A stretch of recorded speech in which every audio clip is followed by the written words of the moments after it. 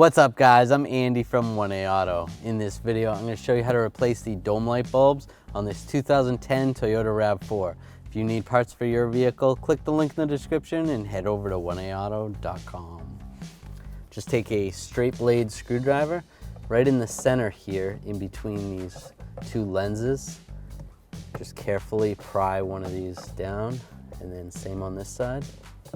Pry it down. It's going to release right there. There's two releases, and then there's a little tab right there that goes in the slot.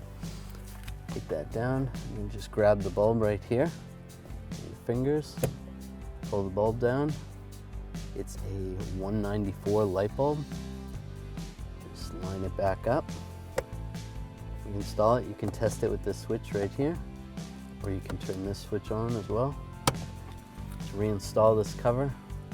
Just take that little tab, goes in the slot, line it up, and just gently lock it in place. Thanks for watching. Visit 1aauto.com for quality auto parts shipped to your door, the place for DIY auto repair. And if you enjoyed this video, please click the subscribe button.